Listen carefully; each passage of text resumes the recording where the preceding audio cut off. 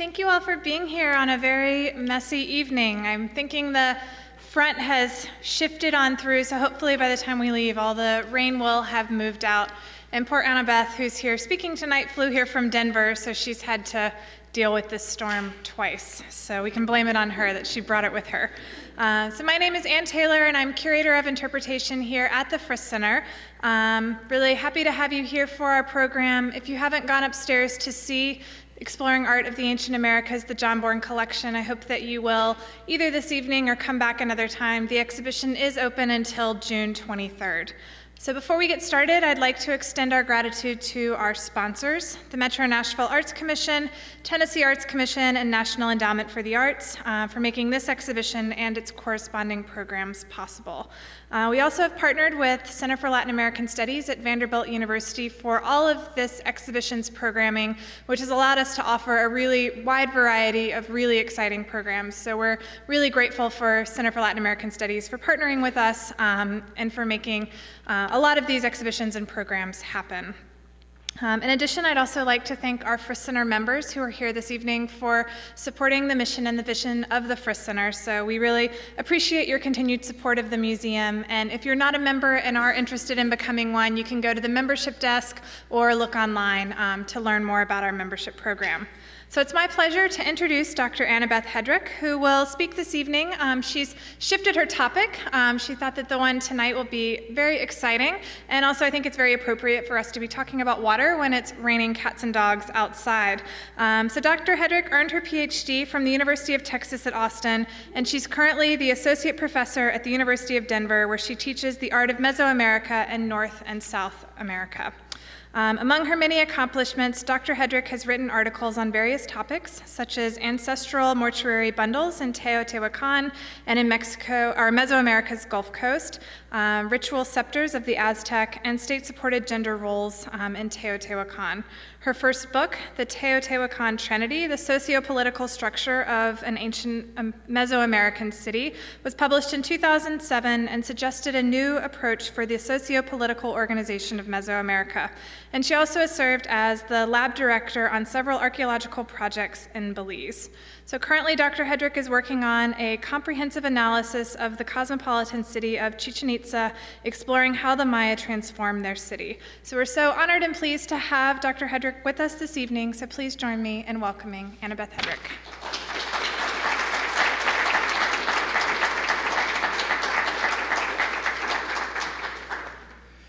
Thank you so much, Anne. I'm actually really delighted to be here at the Frisch Center. I was here when the Frisch Center first opened. I was a good friend with Chase Rend, who was the first director here, and got to go to one of the swell parties, which was really lovely. And I came back a few weeks later, sort of during lunch, and I had lunch out here, and I went through the show by myself, and I remember calling Chase and saying, my God, you've made Nashville livable for an art historian. It's unbelievable how this institution has added. You know, it gives the solid bedrock. There's all kinds of wonderful smaller galleries in the city, but it gives us that wonderful thing. And so it's a neat resource you guys have here. I wanted to apologize a little bit for changing my topic. I was originally going to talk about clothing and such. Part of it I changed because my dear friend Dory Rentz-Baudet was here and gave you a talk about much of those same topics, and I watched it online. I thought, well, I don't want to do the same thing. Plus, and you know, certainly you could do even more extensive analysis of the sculpture, of the clothing that these people have. If you look at this shot from the poster that when you enter the exhibition, you've got this wonderful guy in this outrageous costume. If you look at that hat, it kind of reminds me of the hats that you would see at the Kentucky Derby, right? It's this big, humongous, ginormous thing that's a little bit more showy than you really need for a hat. And going along with that, he's got these fabulous earrings. Those are big jade ear flares that are right here and right here. They're just enormous. And of course, it's a little easier now because, you know, a lot of my students have those big, huge earrings now that are piercing their ears with jade and obsidian and stuff. But I easily found a picture of Hilary Duff, who I had to ask my children who she was. I'm not really up on contemporary culture, but Hilary Duff's got these enormous earrings that, you know, we can see the same things go along with our elites everywhere. He's also wearing this enormous jade necklace, and you'll see some jade beads that are quite like this when you're in the exhibition, maybe not quite that size, but it kind of reminds me of the stuff that you see during the Oscars, and here we have Charlize Theron, with her diamonds that are often borrowed, right? But here he is in his jade with that. And then as I looked at the cape, I'm like, gosh, do we have parallels for that? And sure enough, if we look at both we've got the Pope here with his wonderful cape. This is the old Pope, right? Because he was apparently more of a clothes horse than our new Francis, who's trying to play it a little low key here. And then, of course, on his, I just went forward. On his wrists, he's wearing, these are conch shells on his wrists, and it kind of reminded me out where I live in the Southwest. You see these women in Santa Fe that just kind of put the turquoise all the way up their arms, both Native American and Anglo women that do this. So we have lots of parallels in our own world for the things that the people in Mesoamerica do. But as I was looking at the installation shots of the exhibit, and I really started thinking, there was this one figure that basically I felt like he was stalking me, and he's been stalking me for a few years, and I'm terribly interested in him, and it's this guy that I'm going to refer to as Tlaloc. It's a little bit of a problematic word because it's a word that comes from the Aztec, and that's the last great culture. We're going to be looking at 3 major cultures using this symbol. But he is a big constant in Mesoamerica, and this is our stalker here. That's an object that's actually from the exhibition, but that's just one image of him from the show. We also see him here. This is him again, and there's actually on this incense burner I just put up, and then we also see actually elements of him on these, which I thought were big. I never look at the numbers when I'm looking at catalogs, and they're these tiny little delicate vessels that you'll see in the exhibition, or you have seen in the exhibition, and that also has some of these Tlaloc attributes in it. So it proposed a theme to me, and I couldn't get away from it, and I kept coming back to it, and I thought that you'd rather hear that than some of the other things that I felt like talking about in here. When we look at Tlaloc, he appears for perhaps 2,000 years we might cover tonight. A very long-lived deity, a very long-lived idea, but as I always tell my students, I don't think that matters so much when we try and say, oh, how could they have a God for 2,000 years? Well, there's kind of this guy named Jesus Christ that's been around for about that long too. So I think we can deal with the same kinds of ideas in Mesoamerica too. So for those of you less familiar, Mesoamerica, just to give a quick and dirty for people that don't know as much, when we look at Mesoamerica, we're essentially, you might cut off the top strip of of Mexico and take that off because it begins to be a little bit more like the Southwest cultures. Then it contains most of what we think of as Mexico then, certainly Belize, Guatemala, and then when you get into Copan and El Salvador, it starts to fade into what we call Central America, and we start to get some differences. But remember, when we talk about these borders, that's the area I'm talking about tonight, but when we talk about these borders, these were not hard borders in the ancient past. In fact, personally, in the top coolest things that have been discovered in the last 20 years, the single coolest thing that I think archaeologically that's happened is that we have found chocolate at Chaco. I wish I found it because I wanted to write the article, Cocoa at Chaco, just sort of this fun little alliterative thing. But Chaco Canyon's in the northern part of New Mexico, and that chocolate comes from Mesoamerica. We have absolute proof of trade and interaction between the peoples of the Southwest and Mesoamerica. So it's a continuum. Things change, deities change, but there's certainly a lot of interchange between these cultures. So when we look, the objects we're looking at here, first, the Aztec, I put it here near Tenochtitlan. We don't know if this object came from there or one of the other many Aztec cities that would have been in this general area, but that's the largest, most famous city, and so that's a fairly accurate place to put it. This incense, that's the latest, the earliest, or closer to our time. In the middle, a little bit earlier, we have this Colima incense burner from about 900 to 1200 in the Common Era, and that's over here in West Mexico. That's an area that hasn't traditionally been researched very well, but there's been some neat new work going on in there.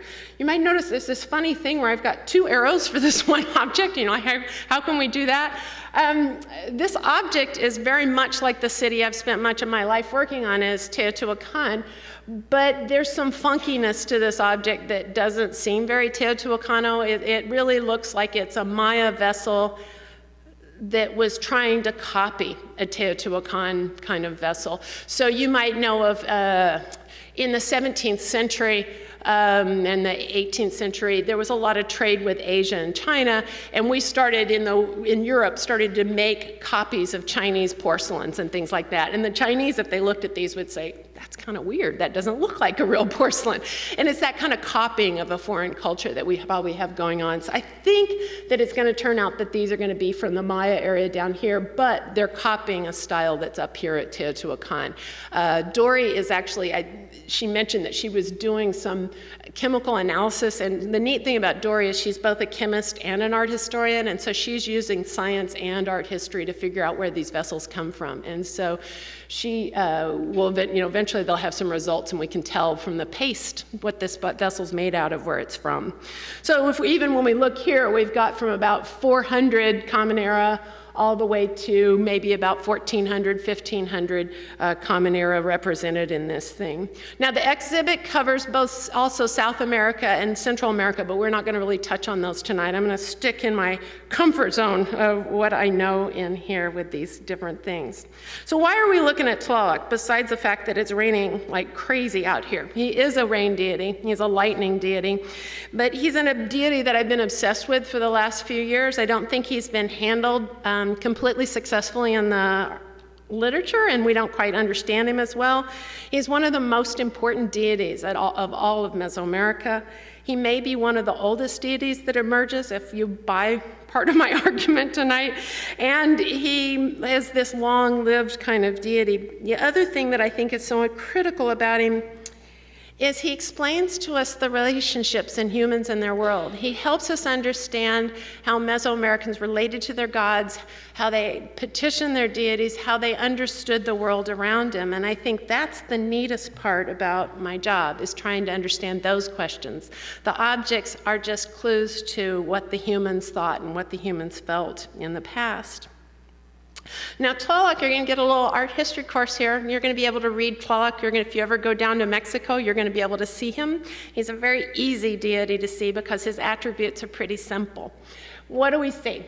These circular goggle eyes are extraordinarily typical of him. Very prominent round circles that we see in this.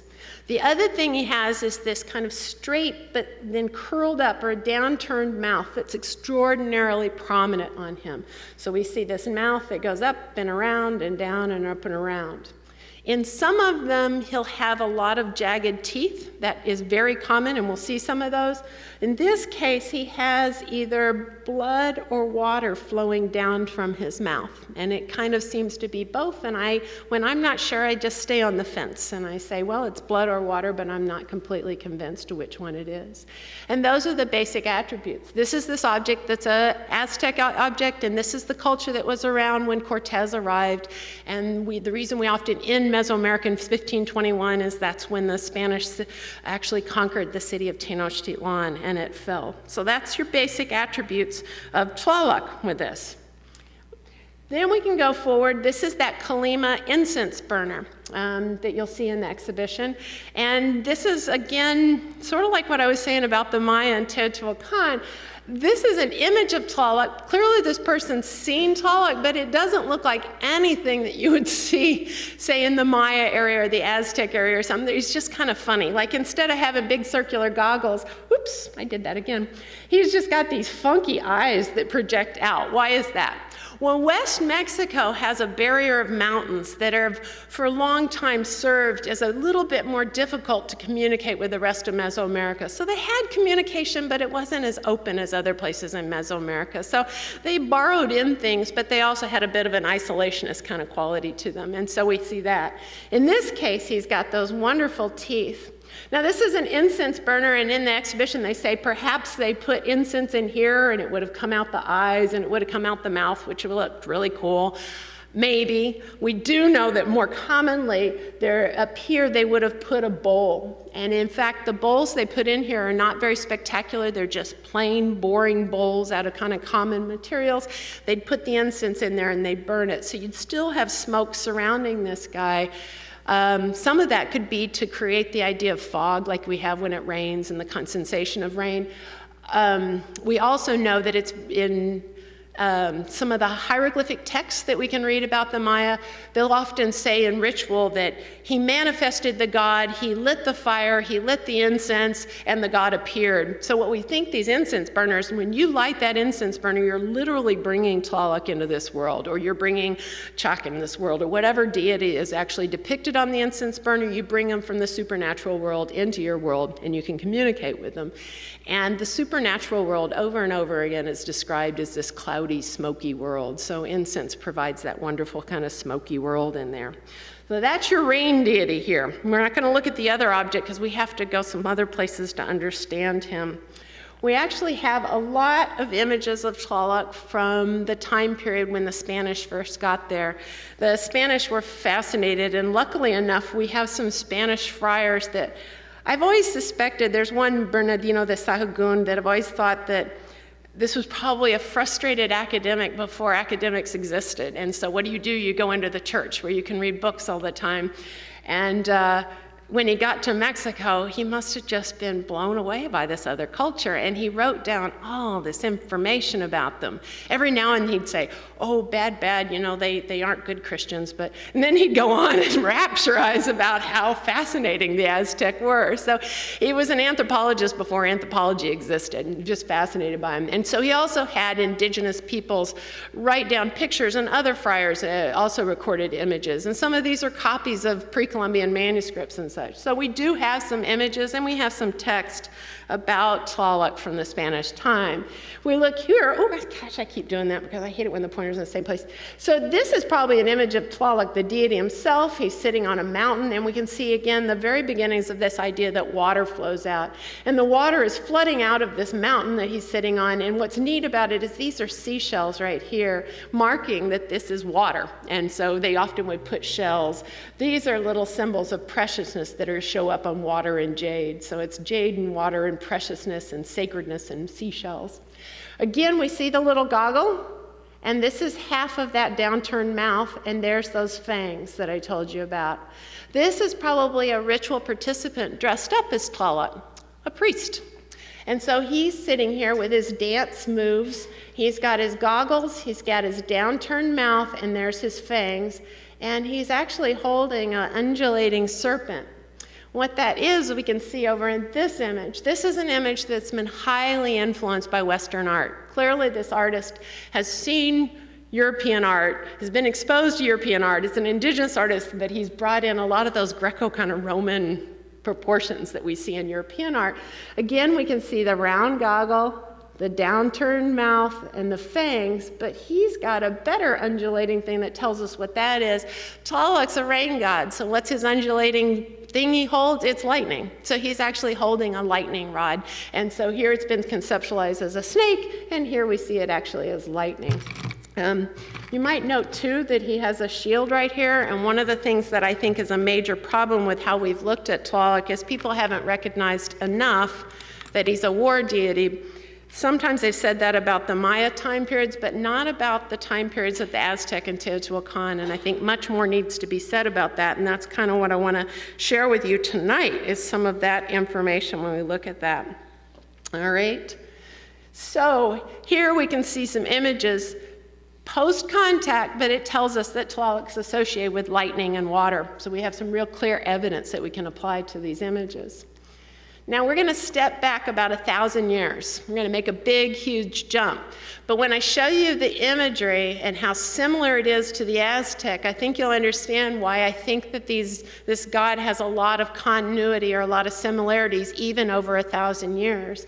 This is the city of Teotihuacan. It's an enormous city. It's one of the largest New World cities ever.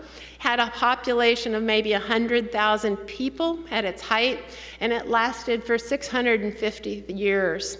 Often people walk in like, why did the Maya disappear? Or why did Teotihuacan collapse? And I'm like, why has the United States only been around for 200 years? You know, it's like these guys were around for 650 years. So I actually don't work on collapse. I'm more interested in why they were successful for 600 years before I'm too interested in what went wrong with them. You can see where Teotihuacan is. Hopefully some of you have been there. It's spectacular. It's wonderful. It's just north of Mexico City, and if you go to Mexico City, it's about an hour out of the city, although they have horrible traffic, so you have to figure what might be possible with that. But if you get out there, you can do it in a day, but if you had 2 days, if you could stay one night out there, I highly recommend it. This city, the immediate city covered 8 square miles, although they probably controlled something like 10,000 square miles for political purposes. This main avenue that you're looking at here, what you're looking at right here is about 1.5 miles. So as you walk up this main avenue, it's very dramatic. You walk and walk and walk till you get to the end. But the street originally was 3 miles long towards the other direction and has some of the largest pyramids ever. I had been doing archaeology in the Maya area. I had seen a lot of pyramids, a lot of big pyramids in Guatemala and such. And I happened to be coming back from archaeology, and I was with a bunch of grad students, and I got stuck in the back of a pickup truck, a covered pickup truck on the way home back to Texas, going back to grad school.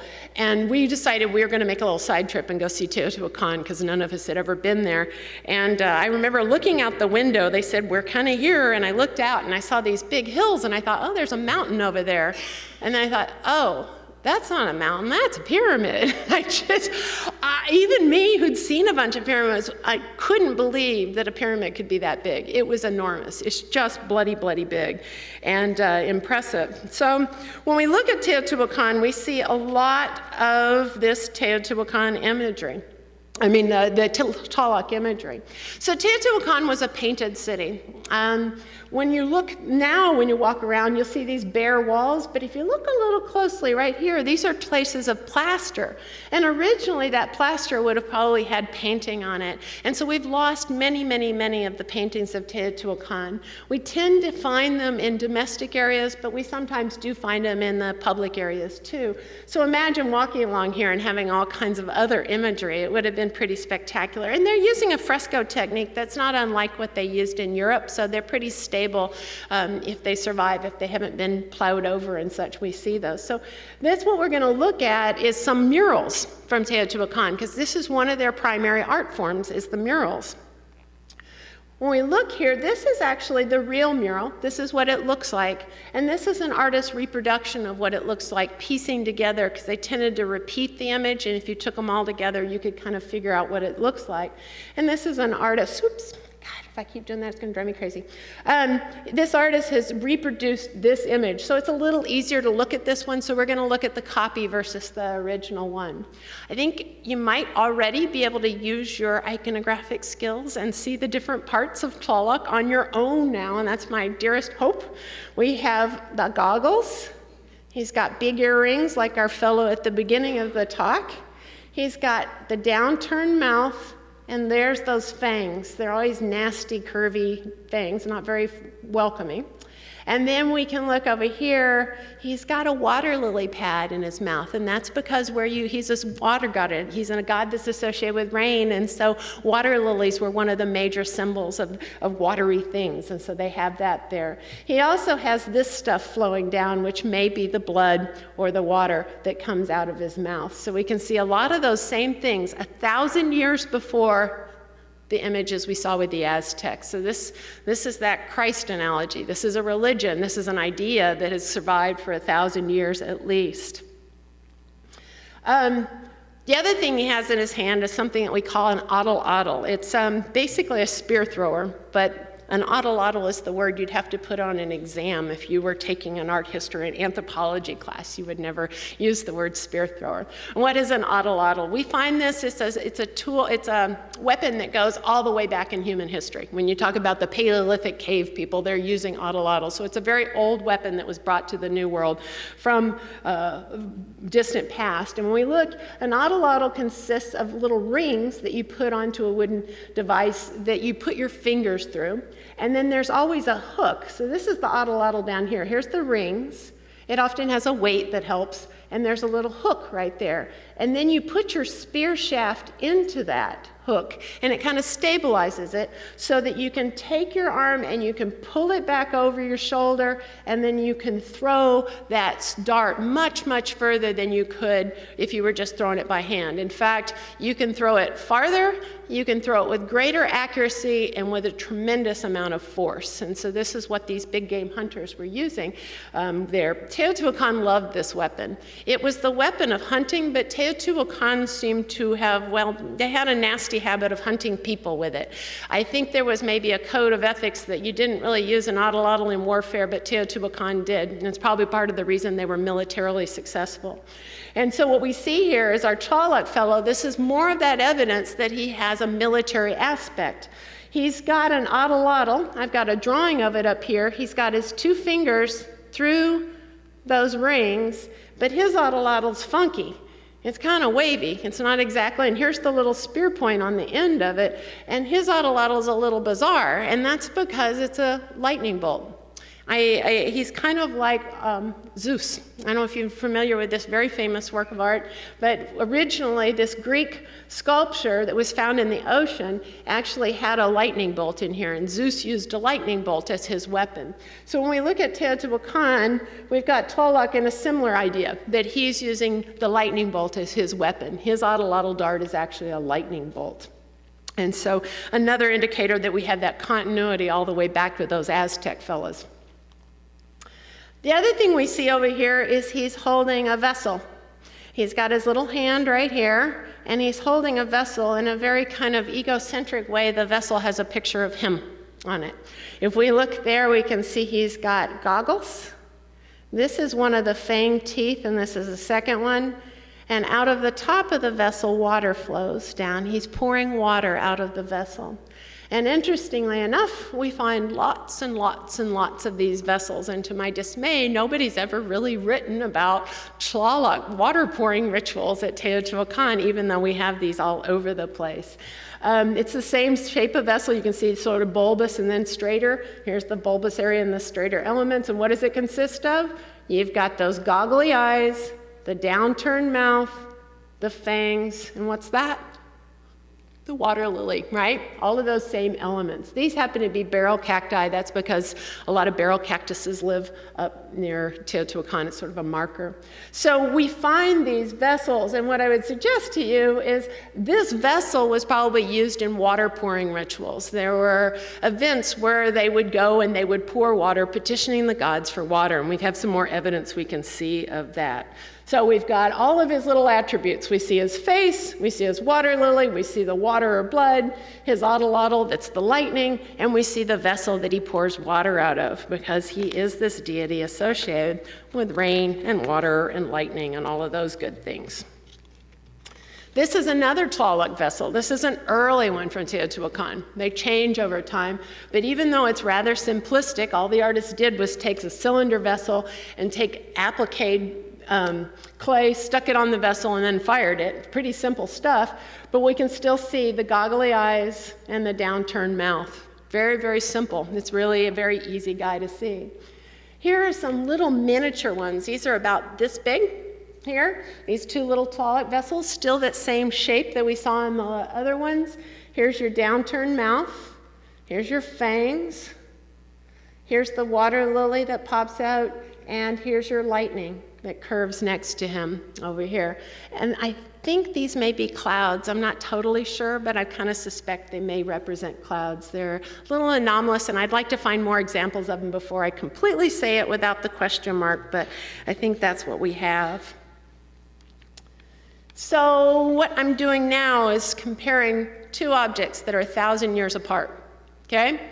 This may be from about 400 Christian era, and then this one here may be from about 1400 with that. This is Aztec, right in Mexico City. We know where this one comes from. This is Teotihuacan, that's about 1,000, a little bit less years earlier. And we can see incredible continuity. Here we have the downturned mouth, the fang. He's kind of got a squarish eye in this one, although lots of Aztec images have him with the round eye. It matches up. But here again, we have that water pouring ritual. He's got a vessel. This is the bottom of the vessel. This is the rim of the vessel. And what comes out of it is water with seashells and preciousness up here and water down here. So he's pouring water just like this guy's pouring water. Same thing, same activity in here. The other thing that's interesting, though, is this is corn with tassels. That's the tassel on the corn. So what he's doing here is, you say, well, why is the corn there? But of course, if you're a rain deity that's associated with water, what it's all about is agriculture. They don't want water just for the sake of water. You need it for your agriculture, right? So he's a deity that's associated with rainmaking, that's associated with agriculture and farming. So he's a very inclusive, very critical God, because he's all about all the things you need for life when we look at that.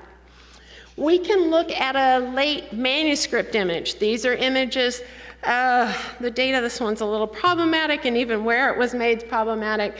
But nevertheless, this is one called the Codex Borgia, which I think really explains what these Tlaloc water pouring rituals were about.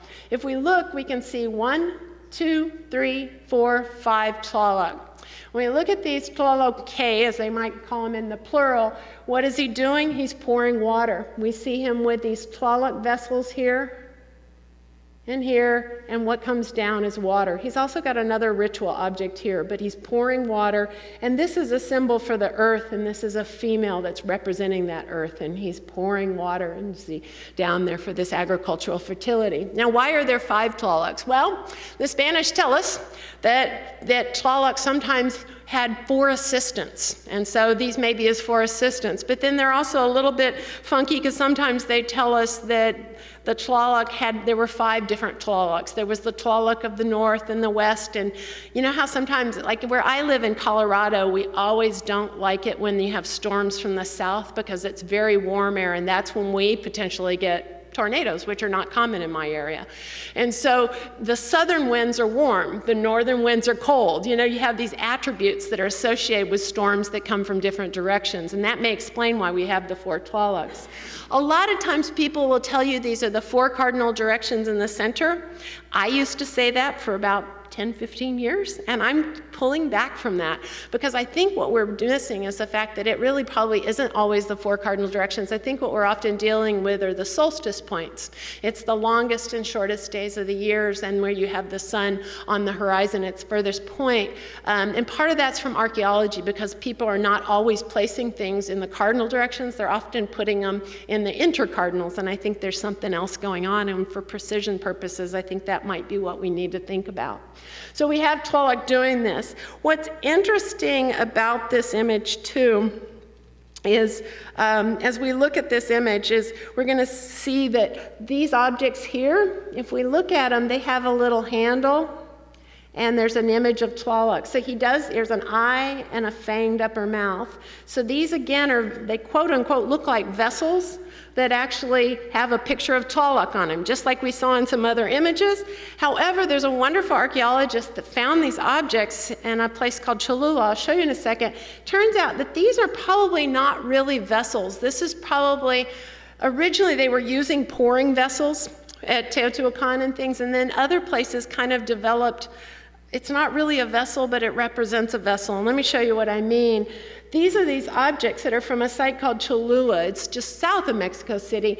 And the archaeologists found these flat things that had a little handle. And lo and behold, she said, that's that.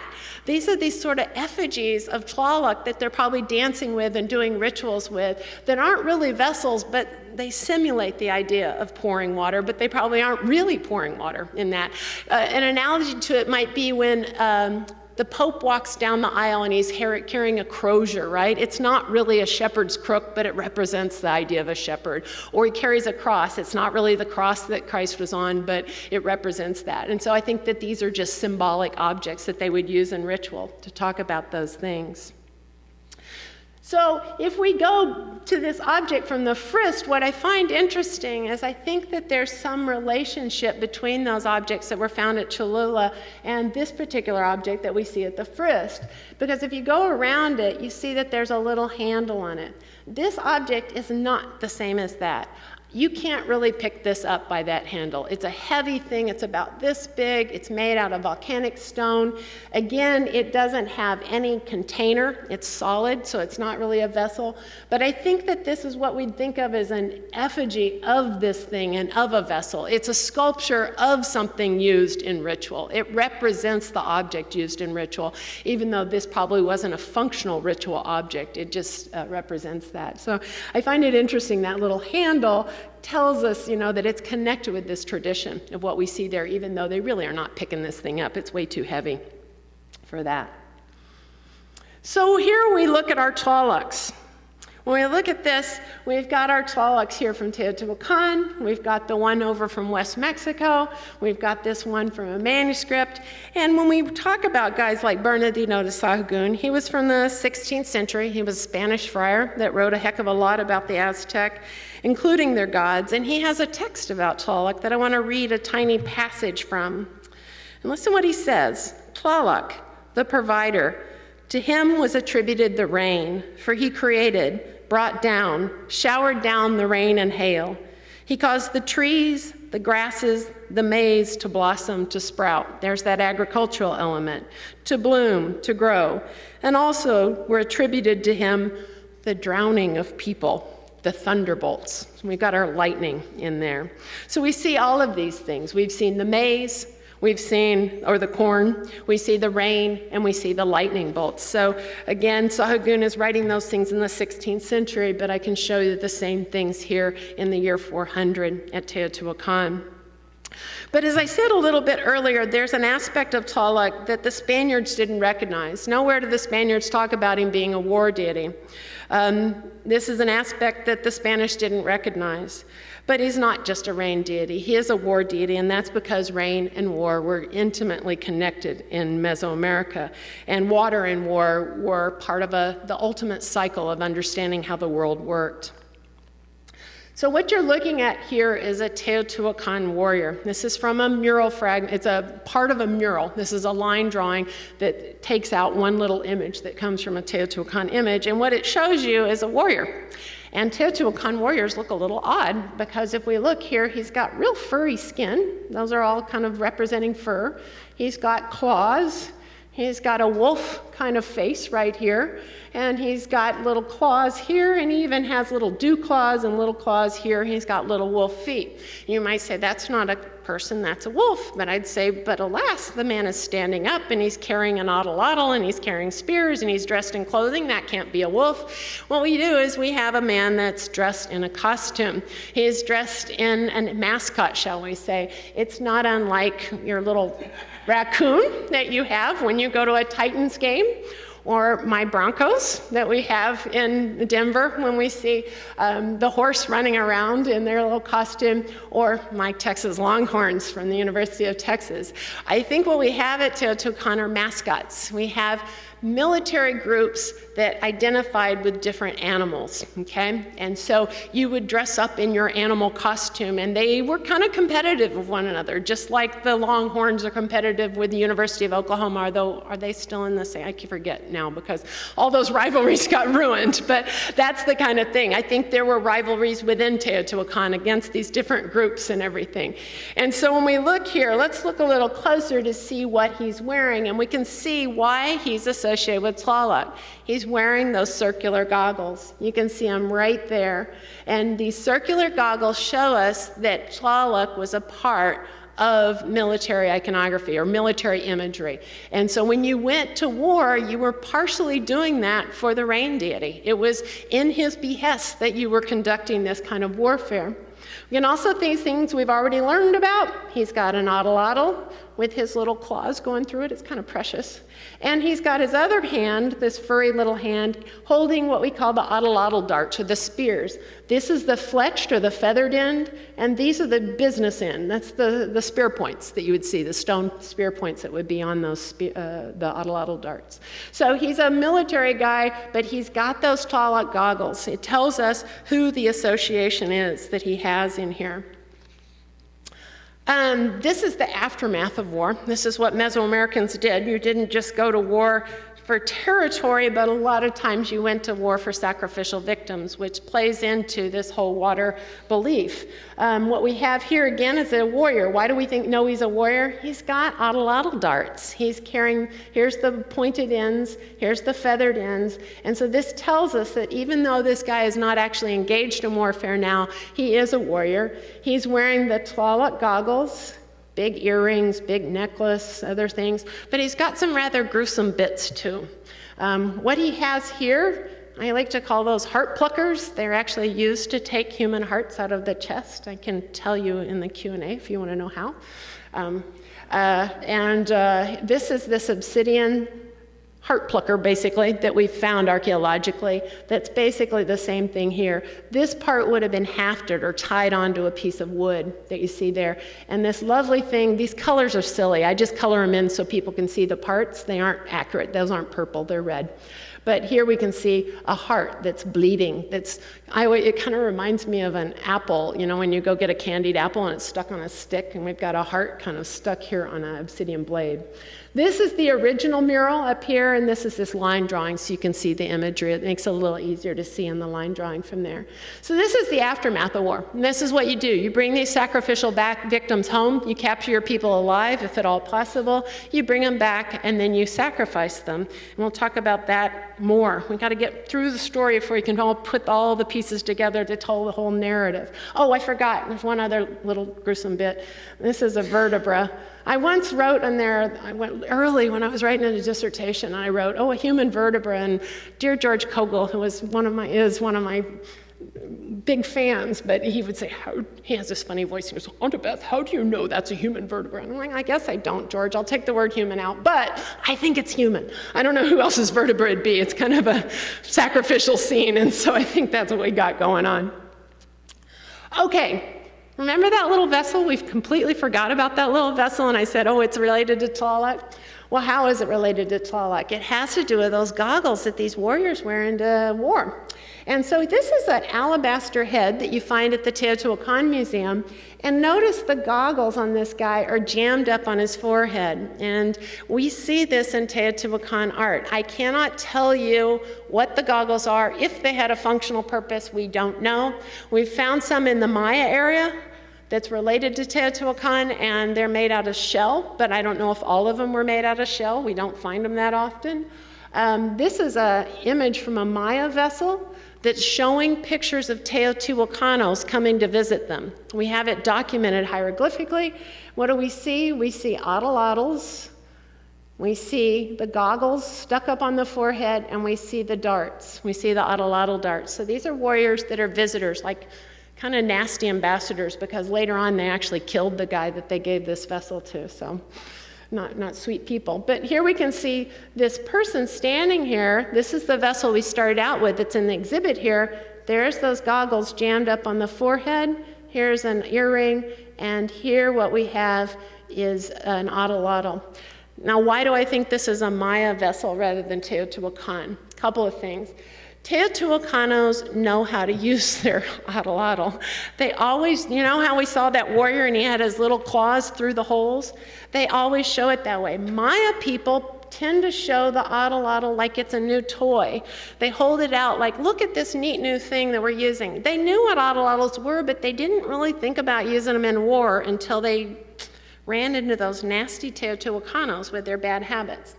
And so the Maya will always show the atlatl kind of thrown out like it's some new thing.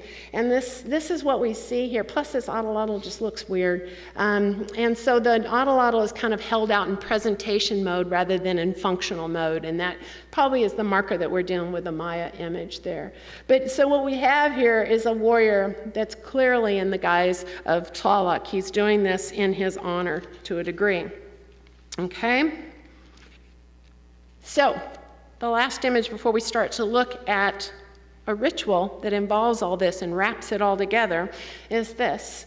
We can see the same old picture that we saw before, but here's another mural from Teotihuacan, and again we can see that agricultural element. Here's his goggles, here's his downturned mouth and his fangs, and what does he have in his hand? that has corn. He's got a stalk of corn, he's got a basket on his back, and he's been gathering corn like you would gather it in the fields and put it in this basket as you went through. This is maybe a Teotihuacano dressed up, doing a ritual, dressed up like that. So when we look at this, we see this whole theme of water and maize, agriculture and warfare, water and war. And one of the best places to understand what it all meant is actually something that's called a burial, but it's actually a big, huge sacrificial offering. It's one of the most spectacular offerings in all of Mesoamerica.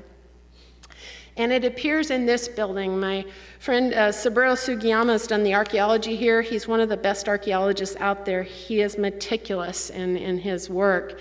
And he excavated inside this building called the Pyramid of the Moon. It's been a building that was kind of overlooked in the literature, which always kind of bothered me because it's at the end of a 3-mile-long road. It's obviously a very important structure.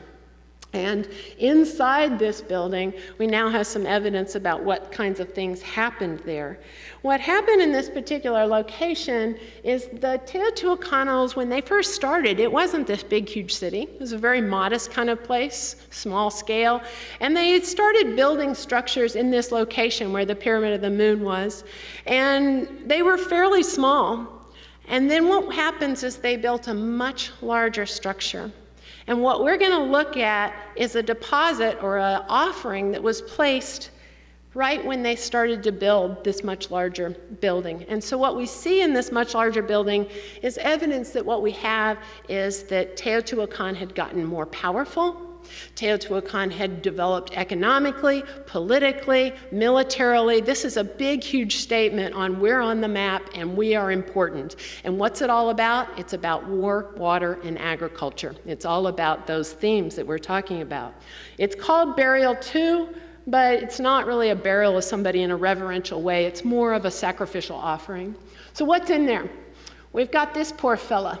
He's actually seated on his bum, sitting here slumped over, and his hands are tied behind his back, like that. That's not a good thing. You know, your hands tied behind your back doesn't mean you wanted to be there. In fact, they believe that he was probably placed in there alive into this deposit. He also had quite a few wounds that had healed, which tells us he was probably a warrior that had survived many battles. And so this is probably a sacrificial victim that was gathered in war and then used in a sacrificial deposit here. The other things we see is lots and lots and lots and lots and lots of these things, which are autolotl darts. The wooden shaft has since disintegrated, so we're not going to find those, but what we find are the weapons of war. Tons and tons of imagery associated with warfare. By putting in autolotl darts, you're saying that this is about war, and that's a military captive. The other things we find, and this is the coolest part about it, is they found animals. And the animals were put in, some of them were in cages. This one was in a cage, and if you look real closely, can you see these little lines over here?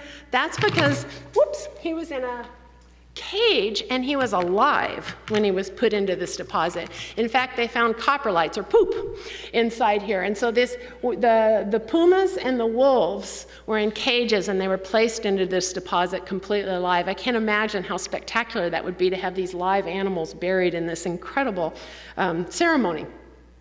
What are the animals? We have pumas, rattlesnakes, owls, wolves, falcons, eagles. And guess what those are? Those are the mascots that we see the military wearing at Teotihuacan. These are symbols of all the different military groups at Teotihuacan. They put them in there.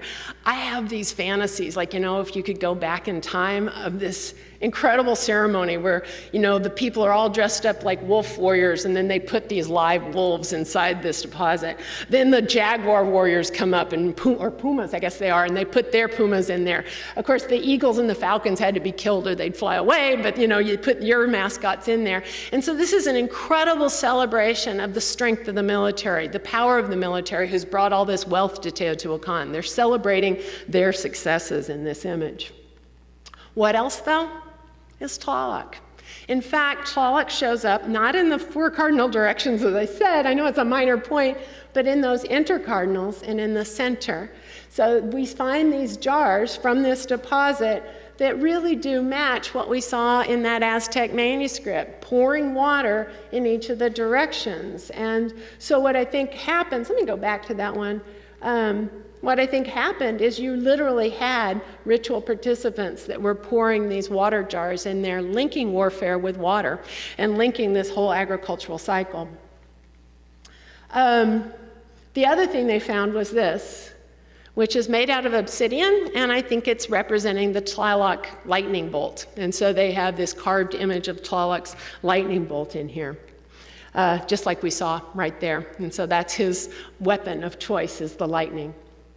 So when we put it all together, we've got the sacrificial victim from war, we've got the warfare weapons, we've got the Tlaloc jars, and the whole thing is about the relationship between war and water. Also in there, they found a lot of seashells and a lot of greenstone jade. Seashells are associated with water, again, water imagery, and greenstone is associated with corn, growth of corn, and also the idea of water. That was the color of water. So if we put it all together, what does this deposit in the Pyramid of the Sun mean? We have a wet season and a dry season in Mesoamerica. The dry season was the time of warfare and trade. They also built their buildings during that time period. In the rainy season, it is a mess in Mesoamerica. You try and drive cars through these areas and they get down to their axles in mud. It's just a mess. So what happens in Mesoamerica? You have this cycle of water and war. You go to war in the dry season, you bring back sacrificial victims, and then right before the rainy season comes, you have these big splashy events where you sacrifice people and you beseech the rain gods for rain, and lo and behold, the rain comes. It's fairly predictable. It makes you a pretty good politician, right? You can kind of fake it about when things are going to happen, because they would in this cycle. And so they have this wonderful kind of cyclical action of what's happening. The beautiful thing about the moon pyramid is we can see all that ritual happening in one deposit. We can see the relationship for all of it. We can see how those things were all connected in this chamber with that. Now, more quickly, we aren't going to spend quite as much time, but what I want to show you is that this was a very long-lived thing in Mesoamerica. So I'll go a little quicker on these, but we can see a tradition of this kind of stuff happening, I think, all the way back. So we're going to look at a place called Chalcatzingo. It's also not too far from Mexico City, which is up here. And when we see, Chalcatzingo dates from about 800 to 400 before the Common Era. It's the first great culture of Mesoamerica, what we call the Olmec. And there's this place called Chalcatzingo that is a hill here, and up this hill they have relief carvings. They carved it all the way from the bottom to the top with these relief carvings, and I think we can tell the story of Tlaloc, this very similar story, right here at Chalcatzingo. What we have at the bottom of the mountain is this relief drawing, and we would suggest that these are probably warriors. It's a little harder to say that for the Olmec, but what we see are people with spears, funky costumes that have agricultural growth in the front of them. Here's a guy with probably some corn imagery here, carrying it away, and these guys look like they're going to do something truly awful to this naked guy. You can see his phallus showing. He's probably going to get sacrificed right in there. So this is at the bottom of the mountain. As we move up the mountain, we see these feline figures that are attacking people or sacrificing people. I actually think these may be humans that are transformed into their animal companions, and maybe the basis for what later comes on with these military animal mascots that happen at Teotihuacan. If we go to another monument moving up, this is a monument where we see another one of those felines with a poor guy that's been cut in half, and he's down here. It's hard to see, but he's been sacrificed. But here's our clue to that connection between warfare and rain. This is a rain cloud, very typical rain cloud in Mesoamerica, with drops of rain falling down. And here we have a cave. This is even further up the mountain. We're just moving from bottom to top. We have a cave with steam coming out. I don't know if this is an ancestor or a living ruler inside of it, but the key part is we have rain. Here's these rain clouds, another way of drawing rain clouds with droplets of rain. And then when we get to the top of the mountain, we have this rather enigmatic figure that I'm not the only one, but a lot of people think that this is the beginnings of those big round eyes and he's up on top of a mountain. He's got his hand raised, and you might say, well, why would Tlaloc be on the mountain? I have to find my notes. Because we actually have some wonderful ethnographic work from roughly this area. There's a guy named Tim Nab that's done some phenomenal work. He's an anthropologist. He worked in a small town in the state of Puebla, and there's a community that still celebrates a god that they don't call Tlaloc, they call him Tlaloc. They drop one of the L's. And what do they say about this guy, Tlaloc? They say he's not just a rain deity. They also say he's an earth deity. They tell us that he lives in a cave. We know that caves are found in mountains, so there's this intimate connection with caves and mountains. And they also say that he has big eyes because he needs to see in the darkness, sort of like animals that live in caves often have very large eyes. And we wonder if that's the origins of these goggles. And the town people go to the mountains where Tlaloc lives, and they ask him for rain. And there's lots and lots of caves and mountains that have a lot of water imagery associated with them. So if we take that evidence from living people and apply it back, we can understand how this mountain was associated with an earth, rain, mountain deity. In fact, rain comes from mountains and it also comes from the sky. It's both places. Water on the land and water in the sky are intimately connected in Mesoamerican thought. So if we look at the whole mountain of Chalcatzingo, we see the same cycle we saw at Teotihuacan, just in an earlier version. We have people sacrificing people, perhaps for warfare. I can't prove that, but I suspect it. People being sacrificed, the rain coming, and all under the aegis of this mountain rain deity that I think is one of the earliest manifestations of Tlaloc. We're going to go all the way to the other end of the spectrum to finish this all off, and this is the Aztec city of Tenochtitlan. And you can see the dates, 1325 to 1521, where people were living there. So this is their great temple, and this is sort of a model of it. This is what it looks like today. This is what it might have looked like in its original heyday. And I have a real issue. The party line kind of dealing with the Templo Mayor is that we have these two deities, Tlaloc and Huitzilopochtli. This was a pyramid that had two temples on top, one dedicated to Tlaloc, one dedicated to Huitzilopochtli. And what people will say is Huitzilopochtli is the war god, Tlaloc's the water god, and I don't buy it. I think Huitzilopochtli is actually an ancestral figure. He is a military guy, but he's a role model for kings. He's the way kings are supposed to behave and act like. So he's more of a lineage ancestral founder. And what we have here with Tlaloc is that same old thing about water and warfare. I don't think this is water and war. I think what we have is water and war right here, and then he's sort of the human counterpart that's supposed to express how these kings behave and what they should do in here. So let's look at this and see how it's another manifestation of the same idea. Again, we see those Tlaloc vessels. This one's beautiful. It's that blue. The real one is just that blue. It's just gorgeous, the color of water. Again, the goggles and the fanged mouth. And on the, let's go back, on this side of the temple, there's lots and lots and lots of offerings. There are some over here, but there's a lot on the Tlaloc side, and a lot of them have to do with water. If we look at that, they have these big, large caches. A cache is just a French word for offering, okay, or a hidden offering. What do we see in these caches? They're crazy amazing. We see coral in there. We see Tlaloc jars. This is an alligator, a caiman that's been buried. The whole body was actually there, a full alligator. Kind of reminds you of Teotihuacan with those animals. This one has a swordfish. Isn't that cool? Lots and lots of seashells and all kinds of water imagery. So they're clearly telling us that Tlaloc is associated with water. With water. On the Tlaloc side, we have objects in front of the Tlaloc side and the Huitzilopochtli side. We see this thing. Some of you may have seen this. They used to, the Aero Mexico used to do a whole series of ads using this. It's called a chalk mule. And I will tell you that we don't know what the function of these things are. Everybody will tell you that they put hearts in these bowls, and they very well may have put the hearts in those, but we really don't have any evidence. We just say that all the time, and I'm still looking for hardcore evidence that that's the case. But there is a real good argument that this is actually an image of a captured warrior. It's a humbled warrior. He's made to bend down at the will of the Aztecs. So we have this humble, defeated captive here, perhaps with a vessel that held the heart. There's some other problems of why that may or may not be the vessel they put the heart in. I can tell you, though, where the heart came out of, and that's on the Huitzilopochtli side. There's this funky stone that just sticks up. It's about yay high. It's not that big. But what is that for? There's one of these at Chichen Itza, and every now and then when I go to Chichen doing my research, I see tourists sitting on it, and it creeps me out because this is what they did with that stone.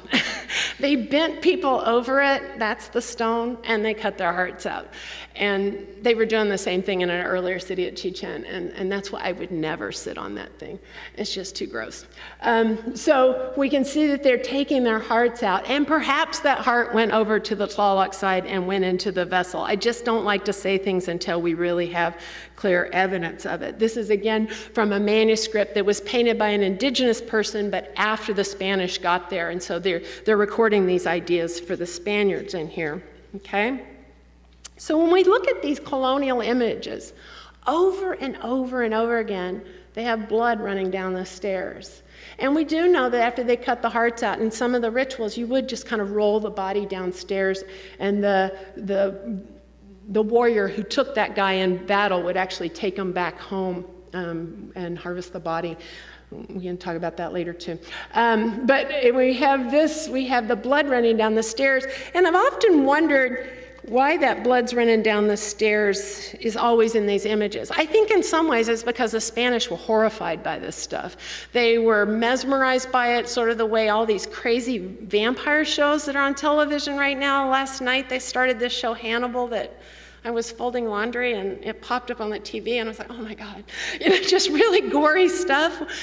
The Spanish were horrified by it, but also attracted to it, and they wanted to stamp it out, and they said, oh, you bad people. Meanwhile, back in Spain, they're using thumb screws in the rack, but everybody's kind of sick. But when we look at this, we actually look at the Aztec warfare, and interestingly, a lot of these sacrificial rituals happen at the end of the dry season. It's that same old pattern where they go off to war, they bring back the bodies, and then this blood's running down the stairs. And I think what happens is, lo and behold, the rain comes after you do these rituals, and it washes the blood off the stairs, the water literally replacing the blood. If you look at your hand, you've got these blue veins, but people that did a lot of heart sacrifice would also know that that turns red when you cut into it. I think there's a beautiful rhythm between the water and the water being the lifeblood of the earth, and the blood being the lifeblood of the humans. And why are they committing human sacrifice? Well, there's this ideology of through the sacrifice of the few, you get the success of the many. If you appease the gods and you give the gods sacrifice, you will in return get those rains to come when we look at these things. So I think that the blood might have been there for horror and shock, but it also might have been there because it really was there, and it was replaced by the rain eventually, and it probably didn't leave a stain on these buildings for many, many years.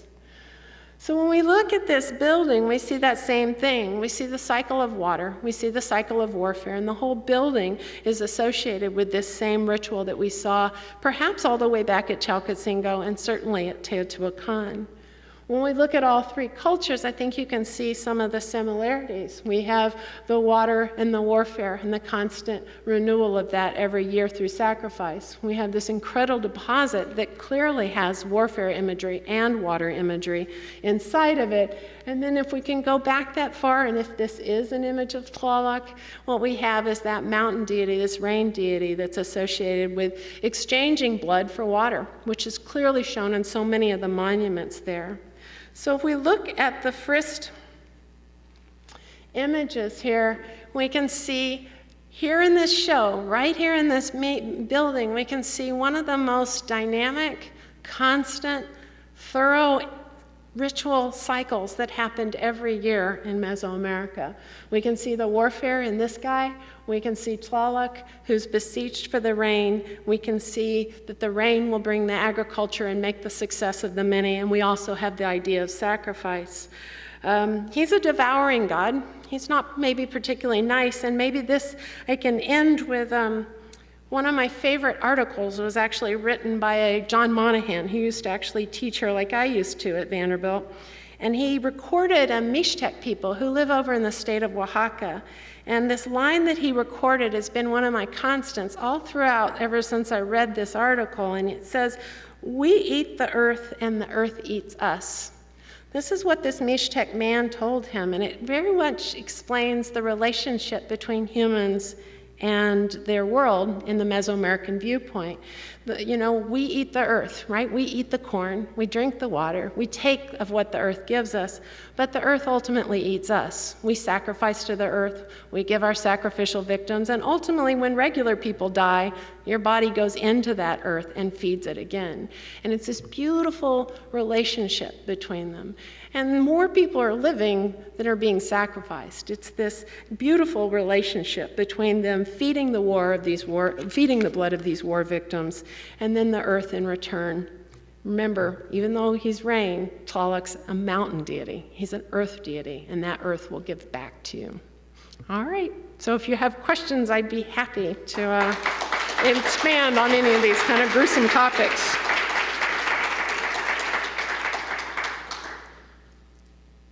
Yeah. Is there any commonality to the headdress There is. I felt like I was giving you so much imagery, but there often is. The Aztec have a particularly, how do I put it? Certain things that happen. This is a broken object. What we see here are a bunch of feathers. A lot of times feathers are Quetzal feathers, which are blue-green, which is, again, that color of water. We often think of water as being blue, but really, when you look at a lake, it's blue-green. It's the color. And Quetzal feathers are these gorgeous, fairly rare, hard-to-get blue-green feathers. And so we see a lot of that on the imagery.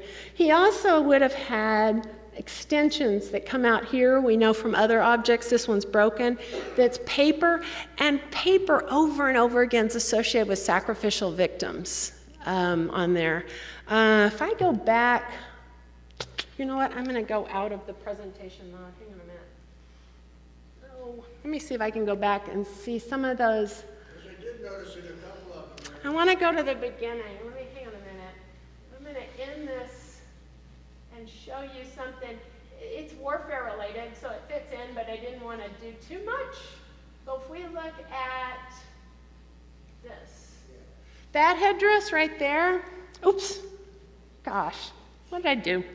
I'm sorry. I don't want to go for her again. Let's go back to those little vessels. Okay. Let me pull that up. They're further down, right? Yeah, they're there. I'm going to touch it. So this, I just pushed this thing. Oh, you know what? I'm going to have to go forward because every time I push the pointer, it's taking me out of that. So it's not letting me stay there. I don't know what the deal is. Sorry. Make you a little seasick. But basically, on a lot of the headdresses, especially from Teotihuacan, he's wearing something we call a year sign. I'll show you in a second. And that year sign over and over again gets associated, there it is. That point right there, and there's a little knot right there, is what we call the year sign. I will tell you, we call it that all the time when we don't really understand what it is. There's reasons why we call it that, but it over and over again shows up in a warfare context. There's two places it shows up. It shows up in a lot of warfare imagery, especially when Teotihuacan interacts with the Maya. And then in the Mixtec area, which is Oaxaca, that's over on the left side of Mexico, it shows up as a symbol of the year. That's why we call it the year sign, but it obviously has more meaning than just a year, because we keep seeing it over, it may be the calendrical cycle of warfare, and that's why. Does that make sense? Sorry?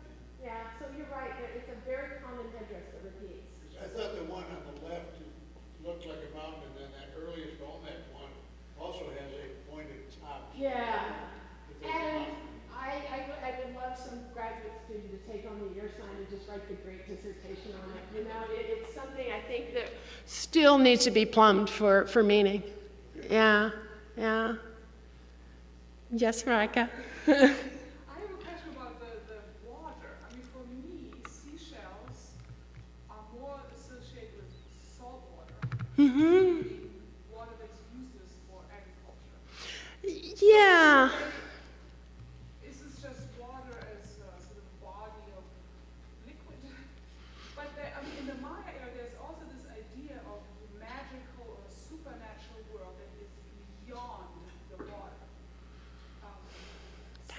Interesting. Are there any other like images of deities associated with sort of salt water, ocean type of water? I can't think of one.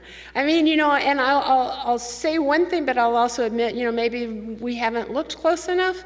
I can't think of a deity that's specifically only ocean water, and a deity that's river water. They tend to clump them.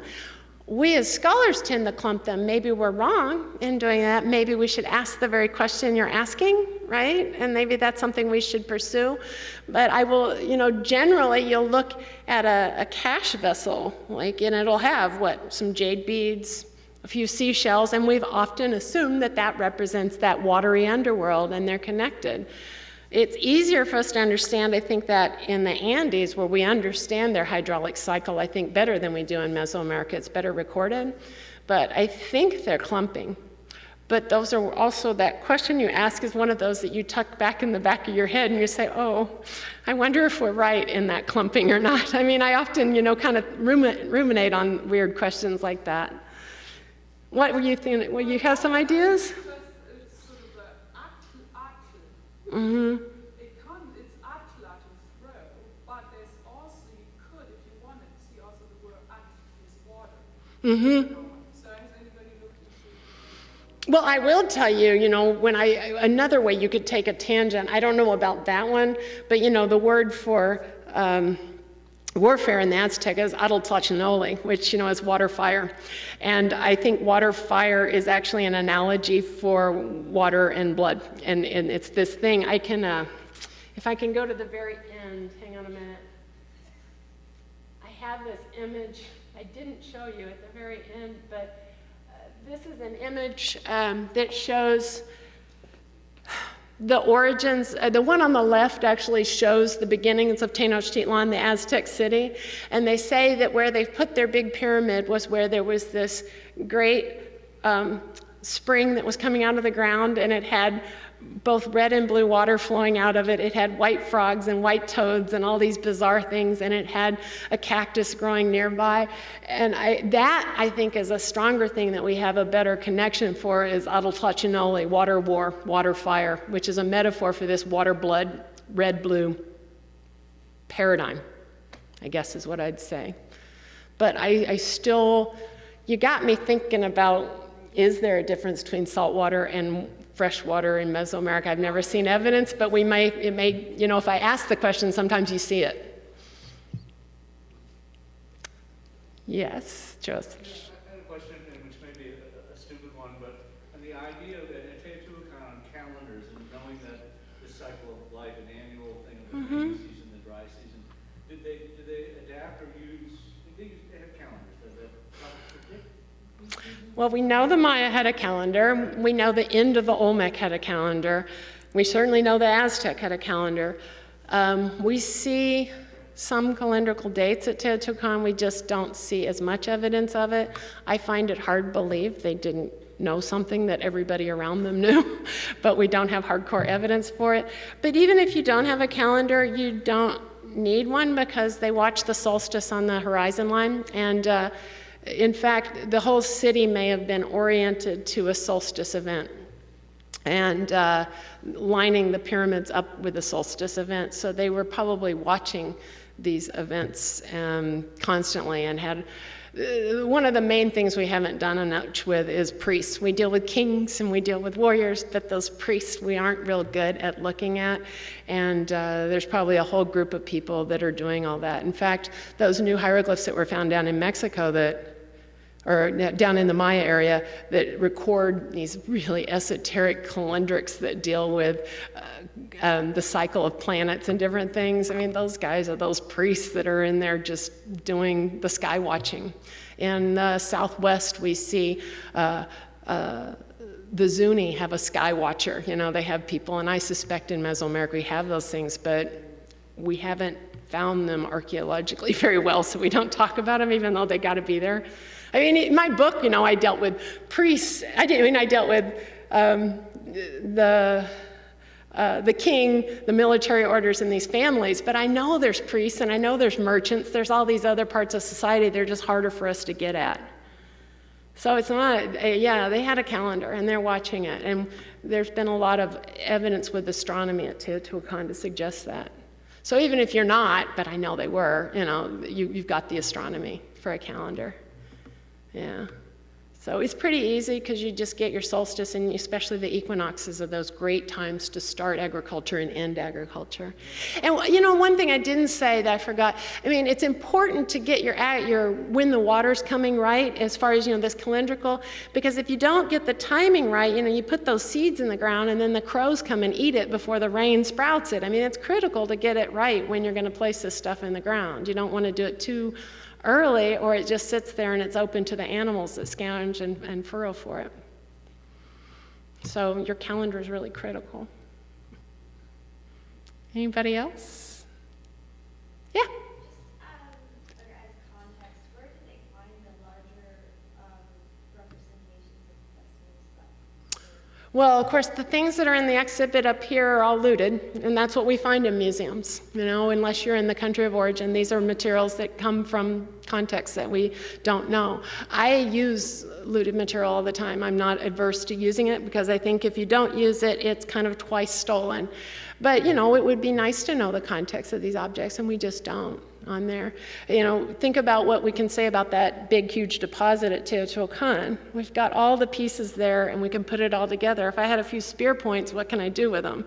But when I know the spear points were within the Tlaloc jars and with a sacrificial victim and all the animals, you can say a lot more. So it helps us contextualize the things that we do find in museums. But we really don't know. Anybody else? Yes?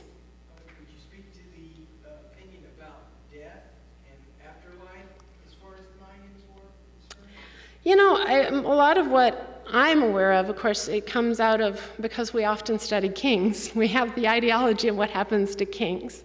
And particularly in the Maya area, we have more evidence in the Maya area, but there seems to be a concept of life, death, and rebirth. But the kings often would die and then they'd be reborn as the maize god. Again, this agricultural symbol. So the kings in life are saying to their society, yes, I can provide rain, yes, I can provide agricultural fertility, but in death they literally become the agricultural fertility, for that next generation of king, his son, presumably, that takes over for him. At Teotihuacan, though, there's kind of a wicked side to it also, in that they were a much more organized military than we have elsewhere in Mesoamerica, and they had an ideology of war that I've actually called a form of jihad, because what they had was an ideology of, the Aztec shared in this too, is if you died in the war of the state, in service of the state, or you were sacrificed in service of the state, you got a better afterlife. You got to be a bird and a butterfly for 4 years and fly around, and then you got to accompany the sun through its annual cycle, its daily cycle, and which was considered a very honorable thing to do. And so this was sort of the carrot that the Teotihuacan state would use with their men, suggesting, be in the military, be a successful military person, because if you die, you'll have a better afterlife. Now, there were other reasons besides belief that you would do this. We have a lot of evidence that soldiers would get to wear nicer clothes, could move up economically in society. The military may have been one of the few places where a person could kind of move out of their caste of where they were born in society. We have quite a bit of evidence for that. And as I tell my students, when did we get the first black man on the cabinet? It's Colin Powell. And how did he get there? In my understanding, he was an enlisted man, wasn't he? He didn't start out as an officer corps, I don't believe. And he worked his way up through the military and got to the very top of the military. And so the military all over the world is often this route for people to get out of what they're born into. And I think the same thing happened here at Teotihuacan and also the Aztec. I don't know as much for the Maya. It's a little harder for us to penetrate that data. Yeah, so that's a special life. Yeah. Hi, Tiffany.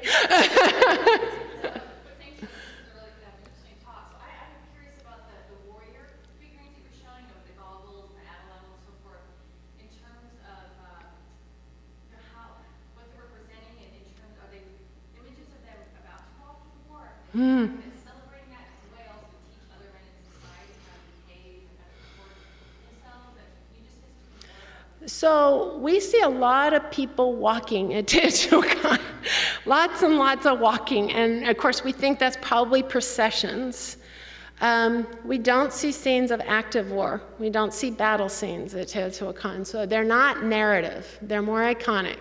So it is teaching. You're absolutely right. Interestingly, where most of those things are surviving are in a household context, which shows you the effectiveness of the state's propaganda, because they're doing these things in the city.